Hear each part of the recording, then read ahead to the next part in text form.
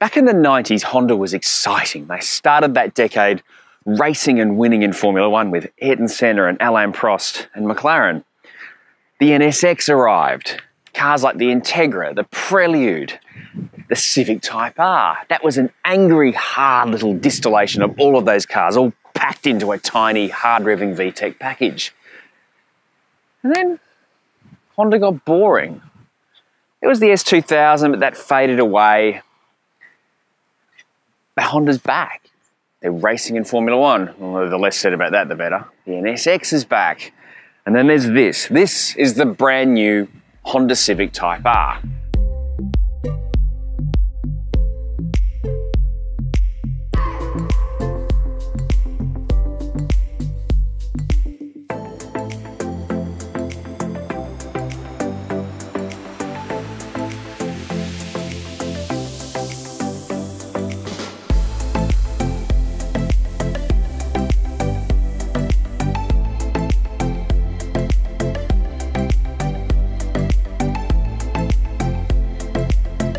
There's one thing that hasn't changed though.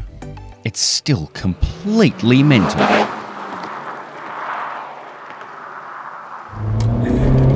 The limited slip diff and it still revs even though it's a turbo. I mean, this thing has just got so much power and so much torque. 400 Newton meters of torque.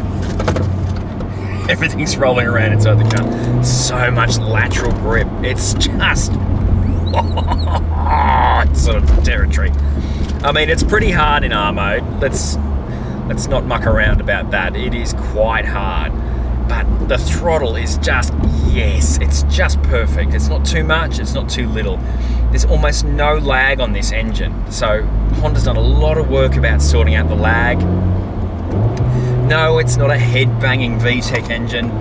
But, you know, times have moved on.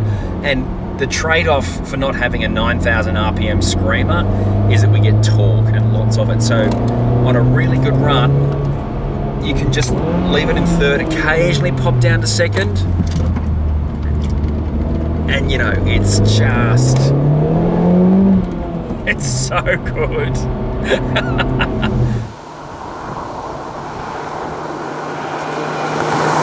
The way it comes out of corners and the way you can get on the throttle so early, that certainly reminds me of a Renault Sport Megane. You can get on the throttle really early in the corner and you can brake really late. That limited slip diff just does so much work in sorting out the grip.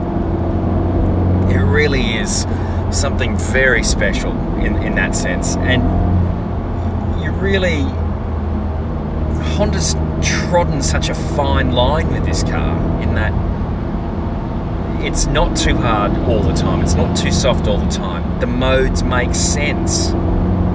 It's not a car that will put you off buying it because of it's too hard or because it's too loud. It does everything you need it to do for Whisper It, a family. I mean, that's something that really only the Golf GTI used to be able to do, and while that's very good, it's a very dull car, and the R, don't get me started. One thing this one does as well in any mode is rev matching. Now you can switch that off, and I know a lot of people who like to do their own heel and towing, so if you're worried about the car doing the rev matching itself, you can turn it off. So that's a little tip for young players. But what I really like about this car is the way it dances around the front axle. The front, it really does rely very heavily on the front because the rear is a multi-link suspension setup. Now that's really important because it means there's a ton of grip down the back that you don't ordinarily have on a hatch like this. A lot of hatches like this have a torsion beam rear end. Now they might have the grip, but they really don't ride. So they don't ride the bumps well, they don't handle imperfections well, and they make the rear of the car skip around.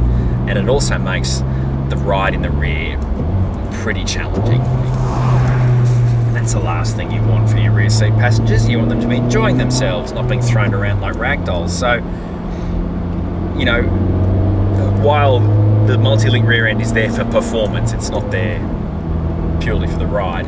It does have that wonderful side benefit. I mean, the way this thing is good in both long, sweeping corners, you know, I've had this thing on a racetrack, and my goodness, it's so confidence inspiring. You can get in this car and absolutely spank it because the brakes are good. They've got good pressure. The pedal feel is right. The pedal pressure's right. The way the engine picks up, and you just surf along on the torque, so you don't have to think so much about getting your gearing right. So as you learn what you're doing, or you're learning a road, you can just leave it in third and flow through it.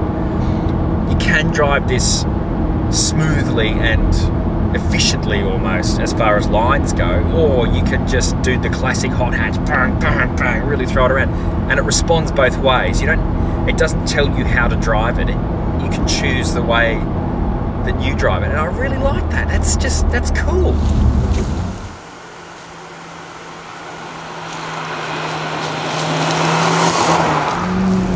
It's so fast. 316 brake horsepower through the front wheels.